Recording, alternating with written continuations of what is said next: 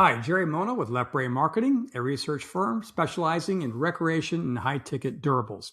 I've been conducting research for 40 years, and I learned that the key to quality research is to make sure you're getting a valid and representative sample. But as I explained in my prior video, there is a dirty little secret in the research industry where there's a high degree of fraud among online survey takers. However, in many cases, you have little option but to use these online communities to get your sample. So, what should you do? Well, in this video, I'm going to explain the steps that I take on behalf of my clients to ensure that they are getting quality data.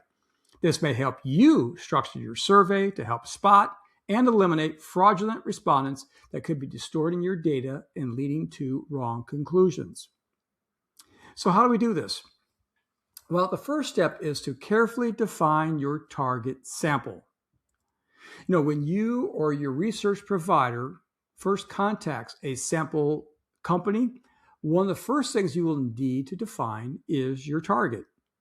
Now, you might be tempted to cast a broad net to include most anyone who could potentially buy or be interested in your product or service. But doing so will actually increase your cost in many cases, since it reduces your qualifying incidence. And the lower the incidence, the higher your sample cost. But it also increases your likelihood of fraud when only a tiny portion truly qualify. And that's because the number of rare but truly valid respondents could easily be overwhelmed by the number of fakers who guessed right and got in. This is something that I explained in detail in my previous video, and I will leave a link to that in the video description. So what should you do instead? Well, my suggestion is to define your sample to reach, say, the top 80% or so of people who buy or you anticipate would be interested in your product or service. For example, if you're doing a study of new boat buyers, you might want to eliminate people who earn, say, under $50,000 or under age 35 or over the age of 70. Next, when constructing your screener, do not disclose the survey topic up front. If you do, fakers will know how to answer in order to qualify for your incentive. For example, in boating, it drives me crazy whenever I see a questionnaire where one of the first questions is, do you own a boat? Yes or no. About 100% of fraudulent response will say yes to this question in order to get in. And the only thing it eliminates are the honest people.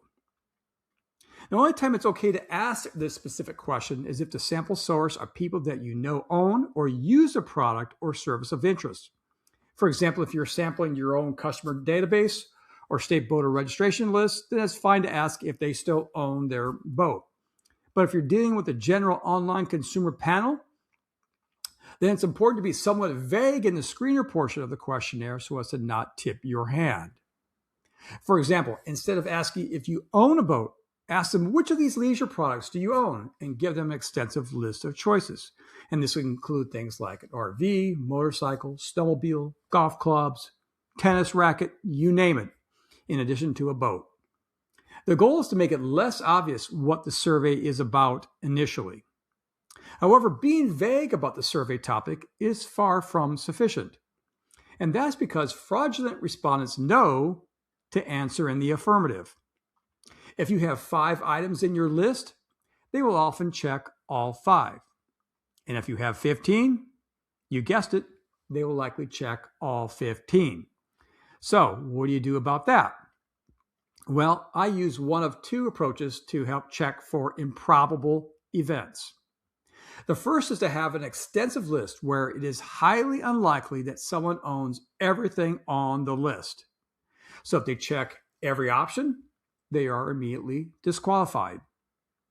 And the second approach is what I call including a red herring or extremely rare item in your list of choices.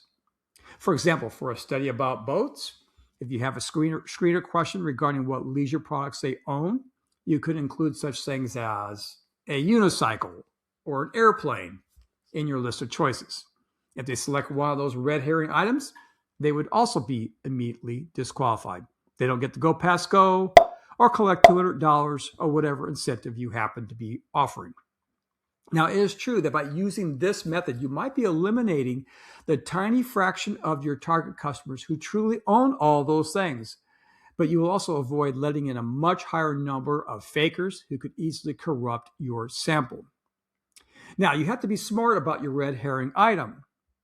So for example, if you're targeting yacht owners, you probably don't want to use an airplane as your red herring item because a sizable segment of your target customers might actually own one. But the point is to pick something that would be highly improbable among your target market. Now, in addition to checking for improbable events, another precaution I often take is to check for invalid or unlikely combinations across two or more questions. For example, in one screener question, you might ask what type of boat they own. Later on, you might ask them to choose their particular brand. If they choose a brand that does not correspond for the boat type that they selected earlier, then you would disqualify them. You might be surprised to see how many fraudulent respondents will pick a brand that starts with the letter A because it's one of the first that appears in the list of response choices. Now, I used this approach several years ago for a major marine manufacturer who came to me because they were concerned about the quality of the data they were getting from another research vendor. This company did not employ any of the precautions that I outlined here. However, I was able to look at some of the response choices in combination to assess the validity of the data. And within about 5 or 10 minutes of looking at the data, I realized that much of it, in fact, was fake. Now, how did I know that? Well, I noticed that the people who said that they owned a bass boat also checked that it was stern drive powered in a subsequent question. Now, I know there were actually companies that produced stern drive powered bass boats years ago, but they are extremely rare, and I have yet to see one in nature. But according to the survey data, they seem to have made a resurgence. Either that or the data that this research company provided and that my client paid for was fake. Now, the next approach I often take is to include an attention question. For example, you might ask something like, it's very important that you pay close attention when taking this survey. Please select the color red from the list below. Of course, anyone who does not answer correctly is disqualified. Note that this approach is different from the previous in that it could actually eliminate people who truly qualify but are rushing through the survey and not really paying attention.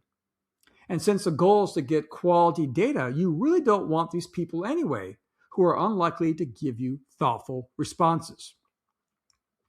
Now, the final 3 strategies I often do are post-data collection checks. The first is to check for gibberish or highly superficial answers in the open-ended responses. A lot of times, fakers will type some random letters or put in a very generic response, such as good, very good, great, or no. So you'll want to check for that.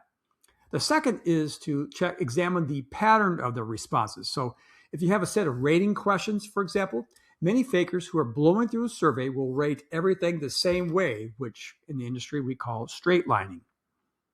Now, many survey tools will check for this and will quarantine those respondents for you. And the final check I often do is examine the time to complete the survey to look for speeders. For this, you'll need to make sure you have a time tracker built into your questionnaire to record the time it takes to complete the survey. Then on the back-end analysis, you'll want to sort the responses by the time to complete and identify the median average. Flag any respondents who completed the survey in 48% or less of the median time, not the mean, but the median. Now, it's important that for each of these post-data collection checks, you should not automatically remove respondents that are identified. Instead, you should evaluate their other responses to make sure or make a judgment as to whether or not to include them in your final analysis. So there you have my suggestions for how to reduce fraud based on my 40 years of research experience. And while you can't eliminate all fakers, taking these precautions should help you to weed out the vast majority of them to improve the quality and validity of your data. Now, if you found this information helpful, do me a favor and click on that like button. Also, If you need help in conducting a survey or recruiting participants, shoot me an email at info@leftbraininc.com. I will also leave my contact information in the video description. Thanks for watching, and I will see you on the next one.